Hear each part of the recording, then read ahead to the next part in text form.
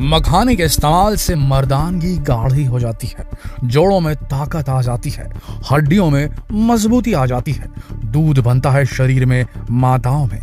ये सब तो आप भी जानते होंगे, लेकिन ये मखाना खुद कैसे बनता है, क्या ये जानते हैं आप? यारों, अगर आप ये सोचते हैं कि मखाना किसी फैक्ट्री में बनता होगा तो आप बिल्कुल गलत हैं, क्योंकि मखाना किसी फैक्ट्री में नहीं बनता, किसी खेत में नहीं उगता। हाँ यारों, मखाना उगाने की प्रोसीजर काफी लंबी होती है और इसमें काफी मेहनत लगती है। दरअसल मखाना एक प्रकार के बीज में से पाया जाता है और वो बीज फूलों में लगता है। ये फूल कमल के फूल की तरह दिखाई देते हैं और कमल के फूल की तरह ही पानी में उगाए जाते हैं। बड़े बड़े तालाब जैसे दिखने वाले खेत जिनमें बीज बोए जाते हैं और 8 से 10 महीने के अंतराल के बाद मखाने निकल आते हैं। मतलब ऐसे ही नहीं निकल आते, बल्कि काफी सारी प्रक्रियाएं होती हैं जो इन 8 से 10 महीनों के दौरान की जाती हैं। जनवरी महीने तक बीज बोने के बाद अप्रैल महीने में मखाने के फूल निकल आते हैं। ये फूल बिल्कुल कमल के फूल के जैसे ही पानी की सतह पर तैरते हुए दिखाई देते हैं। वहीं जुलाई महीने का समय आते आते मखाने के फूल पूरी तरह से खिल जाते हैं। जुलाई महीने के अंतराल के बाद इन फूलों पर कांटे निकल आते हैं। कांटे निकल आने के बाद ये फूल काफी अजीब दिखाई देते हैं और साथ ही साथ इन फूलों का वजन भी काफी बढ़ जाता है, जिसके कारण ये फूल पानी के अंदर डूब जाते हैं। पानी के अंदर डूब जाने के बाद लगभग 1 से 2 महीने तक ये फूल पानी के अंदर ही डूबे रहते हैं। मखाने के फूल पानी के अंदर डूबे रहने के कारण इस पर निकले हुए कांटे और पत्ते पूरी तरह से गलकर झड़ जाते हैं। इसके बाद सितंबर से अक्टूबर महीने के बीच इन फूलों में से बीज इकट्ठा करने का काम शुरू होता है। फूलों में से बीज इकट्ठा करने की प्रक्रिया भी काफी ज्यादा मुश्किल है। इसके लिए सबसे पहले खेत में भरे हुए पानी को अलग अलग खंडों में बांटा जाता है।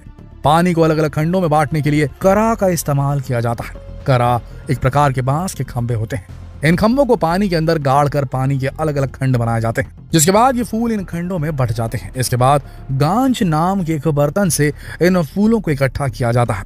गांज एक प्रकार की टोकरी होती है, जिसे आप वीडियो में देख पा रहे होंगे। इस टोकरी से बीजों को इकट्ठा करने के बाद मखाने के इन बीजों पर से कीचड़ साफ करने के लिए खैंची नाम के उपकरण का इस्तेमाल किया जाता है।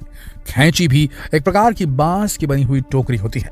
इस टोकरी की मदद से मखाने के बीज पर लगा हुआ पूरा कीचड़ साफ हो जाता है, जिसके बाद इन बीजों को चलनी में डाला जाता है। चलनी में ठीक प्रकार से छानने के बाद ढेर सारे बीजों में से छोटे बीज अलग हो जाते हैं और बड़े बीज अलग कर लिए जाते हैं। इसके बाद महिलाओं की मदद से फिर एक बार खराब और छोटे बीज हाथों से अलग किए जाते हैं। बड़े और इस्तेमाल किए जा सकने वाले बीज अलग से निकालकर इसे कुछ समय के लिए धूप में रखा जाता है। धूप में रखने के कारण बीजों के अंदर की नमी कुछ मात्रा में कम हो जाती है। धूप सेकने के बाद इन बीजों को बड़ी बड़ी भट्टियों के ऊपर एक बड़ी कढ़ाई में भूना जाता है। फिर ये प्रक्रिया ठीक वैसी होती है जैसे पॉपकॉर्न को भूना जाता है।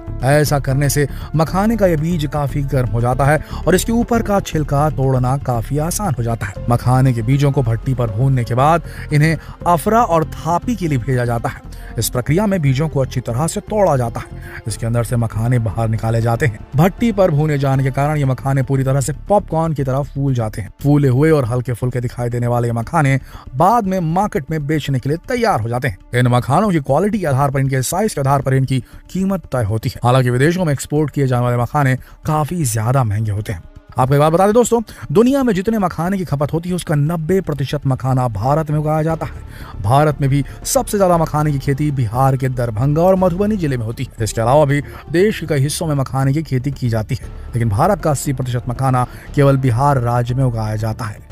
पूरी दुनिया में इसकी डिमांड होती है। तो दोस्तों, क्या ऐसा लगा आपको मखाने से जुड़ा ये वीडियो? हमें कमेंट बॉक्स में जरूर बताओ। जितना हो सके इस वीडियो को शेयर करें फेसबुक पर, व्हाट्सएप पर, यूट्यूब पर। कल फिर मिलते हैं एक और दिलचस्प वीडियो में। तब तक आप सबका इस वीडियो के अंत तक बनने के लिए दिल से धन्यवाद।